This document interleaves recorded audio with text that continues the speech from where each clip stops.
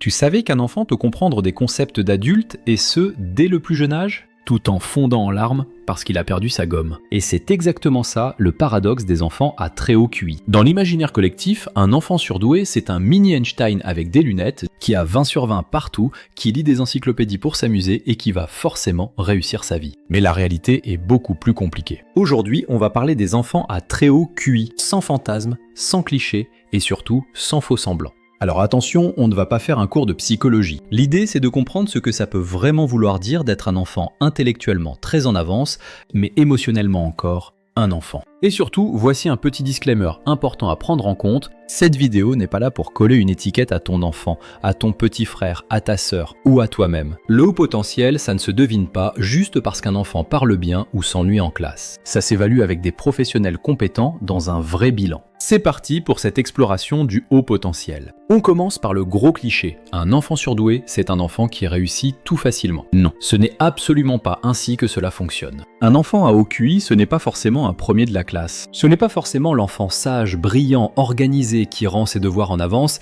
et qui fait plaisir aux adultes. Parfois, c'est même tout l'inverse. C'est l'enfant qui comprend très vite à l'oral, mais qui refuse d'écrire 3 lignes. C'est celui qui connaît les planètes, les dinosaures ou la mythologie grecque à 6 ans, mais oublie son cartable un jour sur 2. C'est celui qui donne une réponse ultra intelligente, mais qui est incapable d'expliquer comment il l'a trouvée. Et là, à l'école, ça peut devenir compliqué. Parce que le système scolaire est souvent construit pour avancer étape par étape, tu apprends A, puis B, puis C, tu t'entraînes, tu répètes, tu appliques la méthode. Mais certains enfants à très haut QI ne fonctionnent pas comme ça. Leur cerveau saute des étapes. Il fait des liens très vite, il comprend la logique globale avant même qu'on ait fini d'expliquer les détails. Et sur le papier, ça a l'air génial. Sauf que dans une classe, ça peut donner un enfant qui s'ennuie, qui décroche, qui rêvasse, qui coupe la parole, qui conteste la consigne, ou qui demande « mais à quoi ça sert ?» Et franchement, pour un professeur qui a 25 ou 30 élèves à gérer, ce n'est pas toujours simple. Parce qu'un enfant surdoué qui s'ennuie ne ressemble pas toujours à un enfant triste qui attend en silence. Parfois, il ressemble à un enfant insolent, agité, provocateur ou complètement ailleurs. Il peut regarder par la fenêtre pendant toute la leçon, puis répondre correctement quand on l'interroge. Il peut bâcler un exercice parce qu'il a déjà compris. Il peut refuser de montrer son raisonnement parce que dans sa tête, c'est évident. Sauf que pour l'école, ce qui compte, ce n'est pas seulement d'avoir la bonne réponse. C'est de respecter une méthode, de montrer les étapes, d'apprendre l'effort, d'accepter la répétition. Et c'est là qu'il y a un premier piège. Comme l'enfant comprend vite, il peut passer des années sans vraiment apprendre à travailler. Au début, tout est facile. Il écoute à moitié, il retient, il réussit. On lui dit « tu as de la chance, tu es intelligent ». Et lui, il comprend que réussir, c'est ne pas avoir besoin de faire d'efforts. Puis un jour, généralement au collège, au lycée ou même plus tard, les choses deviennent plus difficiles. Et là, c'est le mur. Parce qu'il n'a pas construit de méthode, il n'a pas appris à échouer, il n'a pas appris à persévérer quand il ne comprend pas immédiatement. Donc il peut passer d'enfant brillant à adolescent complètement perdu. Pas parce qu'il est devenu moins intelligent, mais parce qu'il n'a jamais appris à utiliser son intelligence dans la durée. Et ça, c'est un vrai sujet. Avant d'aller plus loin, si tu trouves ce genre de vidéo utile, mets un like pour me soutenir et abonne-toi à la chaîne Le Cerveau Performant pour ne rien rater des prochaines publications. Maintenant, parlons du décalage avec les autres enfants. Parce que quand on dit surdoué, on pense souvent performance, notes, QI, vitesse de compréhension. Mais au quotidien, le plus dur, ce n'est pas toujours l'intelligence, c'est le décalage. Imagine un enfant de 8 ans qui veut parler de la mort, de l'infini, des injustices dans le monde ou du sens de la vie, pendant que les autres veulent juste jouer au foot ou échanger des cartes Pokémon. Il est évident que cet enfant n'est pas toujours branché sur la même fréquence, et ce décalage peut créer une grande solitude. L'enfant peut avoir l'impression d'être bizarre, trop sérieux, trop intense, trop compliqué. Il peut se dire « pourquoi les autres ne pensent pas comme moi ? Pourquoi je ne rigole pas aux mêmes choses ? Pourquoi je m'ennuie dans les conversations ?» Et de l'autre côté, les autres enfants peuvent le trouver étrange, trop bavard, trop professoral, trop sensible, trop dans sa tête. Tu vois le problème ? C'est le point central de ce décalage. Ce n'est pas juste « il est intelligent », c'est « il a parfois du mal à trouver sa place ». Il peut vouloir être accepté, mais ne pas savoir comment faire. Alors il s'adapte. Il cache ce qu'il sait. Il fait semblant de ne pas comprendre. Il évite de lever la main, il joue un rôle pour ne pas être rejeté. Et ça, chez certains enfants, ça commence très tôt. Ils comprennent qu'être différent attire les remarques, donc ils apprennent à se camoufler. En classe, ils peuvent devenir discrets, à la maison, ils explosent. Parce qu'ils ont passé toute la journée à se retenir, à s'adapter, à faire comme si tout allait bien, et les parents ne comprennent pas toujours. À l'école, on leur dit « Votre enfant va bien, il est calme », et à la maison, c'est crise sur crise. Mais ce n'est pas forcément de la comédie, parfois c'est juste l'épuisement d'un enfant qui a passé sa journée à porter un masque. Maintenant, il faut parler d'un point essentiel. La maturité intellectuelle n'est pas la maturité émotionnelle. Et là, c'est probablement le cœur du sujet. Un enfant à très haut QI peut raisonner comme un adolescent sur certains sujets, mais réagir émotionnellement comme l'enfant qu'il est vraiment. Il peut comprendre la guerre, les maladies, les problèmes d'argent, le changement climatique. Mais il n'a pas forcément les outils émotionnels pour encaisser tout ça. C'est comme si son cerveau ouvrait des portes beaucoup trop tôt. Il comprend des choses graves, mais son système émotionnel n'est pas prêt à les digérer. Résultat, anxiété, hypersensibilité, colère énorme, peur de l'échec, sentiment d'injustice permanent. Et là encore, vu de l'extérieur, ça peut sembler contradictoire. On se dit mais comment il peut parler comme un adulte et faire une crise parce que son biscuit est cassé? Justement, parce qu'il est encore un enfant. Son intelligence peut être en avance, mais son cerveau émotionnel, son besoin de sécurité, son besoin d'être rassuré, son besoin de jouer, eux, restent ceux de son âge. Et parfois, ce décalage crée une souffrance invisible. L'adulte voit un enfant brillant, donc il attend de lui plus de maîtrise, plus de logique, plus de maturité. On lui dit « tu es assez intelligent pour comprendre ». Oui, peut-être, mais comprendre n'est pas gérer. Un enfant peut comprendre pourquoi ses parents se séparent et quand même être dévasté. Il peut comprendre qu'une peur est irrationnelle et quand même avoir peur. Il peut savoir qu'il ne faut pas pleurer pour une mauvaise note et quand même s'effondrer. L'intelligence n'annule pas les émotions. Et chez certains enfants à haut potentiel, elle peut même les amplifier. Parce qu'ils anticipent beaucoup, ils voient les conséquences, ils imaginent les scénarios, ils analysent les regards, les mots, les silences, leur cerveau ne s'arrête jamais vraiment. Et franchement, ça peut être épuisant. Maintenant, parlons de l'école plus précisément. Pour certains enfants à haut QI, l'école est un terrain de jeu. Ils adorent apprendre, ils participent, ils avancent vite, ils ont de bons résultats. Mais pour d'autres, l'école devient un lieu de frustration. Pas parce qu'ils méprisent l'école, pas parce qu'ils sont paresseux, mais parce que le rythme, les méthodes ou les attentes ne correspondent pas toujours à leur fonctionnement. Un enfant peut comprendre une notion en 5 minutes, puis devoir passer 3 semaines en classe à la répéter. Pour certains, la répétition est utile. Pour lui, elle peut devenir insupportable. Alors, il commence à décrocher. Et quand il décroche, les adultes peuvent interpréter ça comme un manque de motivation. Il pourrait faire mieux.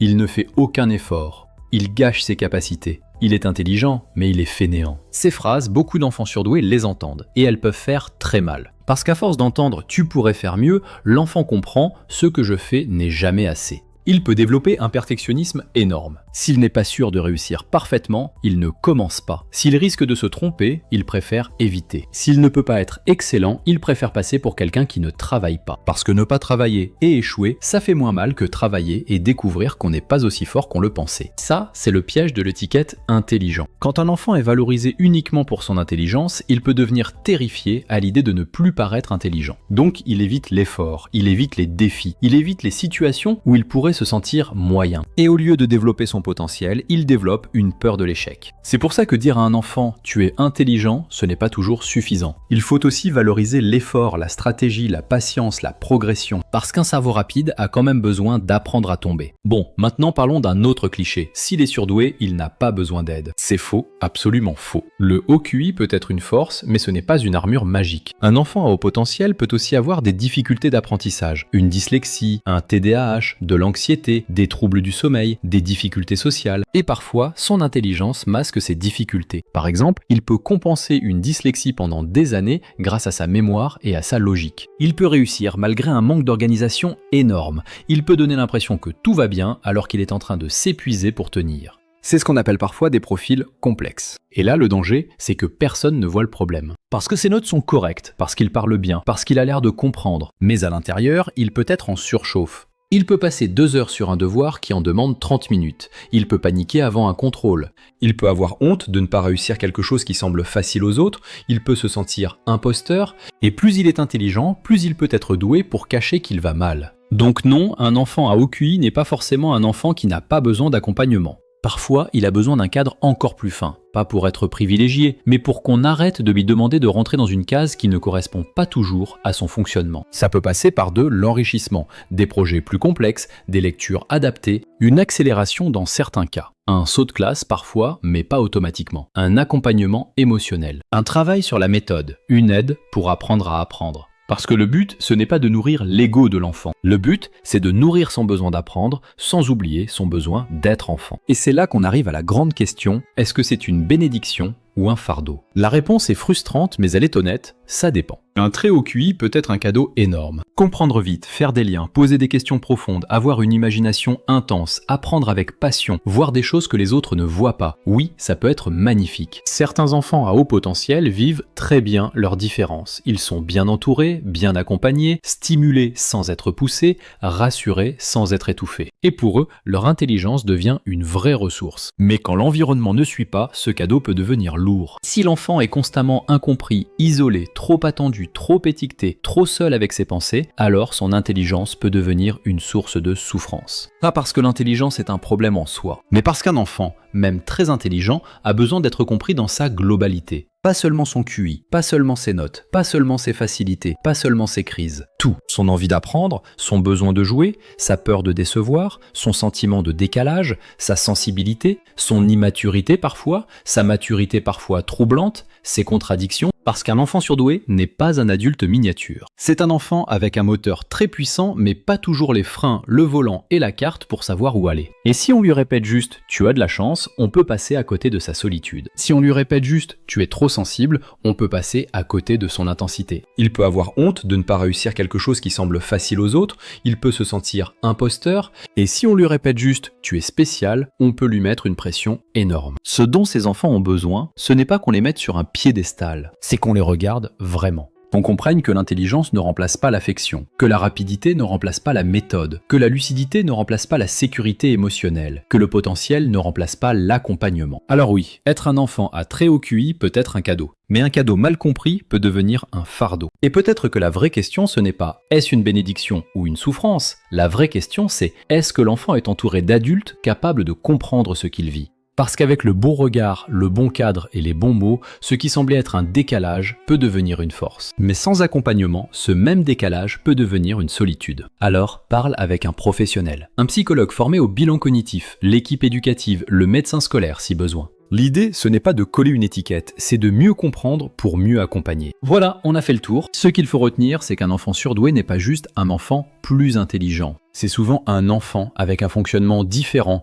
une pensée rapide, une sensibilité parfois intense et un développement pas toujours homogène. Et surtout, rappelle-toi d'une chose, un enfant qui pense comme un grand a quand même besoin qu'on le protège comme un enfant. Si tu reconnais ton enfant, ton élève, ton petit frère, ta petite sœur ou même ton propre parcours dans cette vidéo, partage ton expérience dans les commentaires. Je suis curieux de la connaître et surtout, ça peut aider d'autres personnes dans la même situation. Si ce contenu t'a intéressé, n'oublie pas de mettre un like et à t'abonner à la chaîne Le Cerveau Performant.